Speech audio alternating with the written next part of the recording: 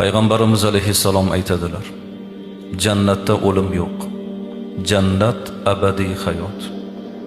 Agar jannatda o'lim bo'lganida edi, o'limga bir narsa sabab bo'lgan bo'lardi. Jannatga kirgan odam o'zi uchun beriladigan xurni ko'rib, uning husni jamoliga hayrati oshib, o'sha hayratdan o'lib qolgan bo'lar ekan. Vo ajab deb hayratlanib o'lib qolgan bo'lar ekan.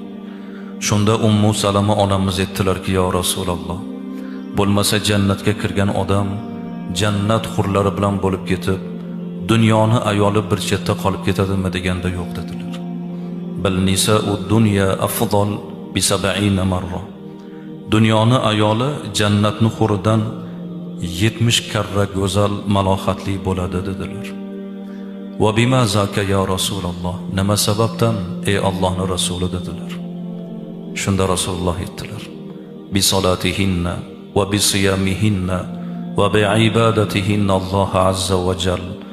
Agar dunyoni ayolini qalbida iymoni bo'lsa, eriga Allohga itoati bo'lsa, sharmi hayosi ibodati bo'lsa, jannatni huridan 70 karra malohatli bo'ladi. Mana shu yerda o'tirgan hammamiz alhamdulillah jannatni huridan 70 karra go'zal onalarni farzandlarimiz. Bizni onalarimiz shunday onalar. Bugun borib ayting: "Onajon, siz meni jannat hurlaridan 70 karra malohatli go'zalimsiz." Ulug'lar onalarni erkalashar ekan: "Sizni nega yaxshi ko'raman go'zalim?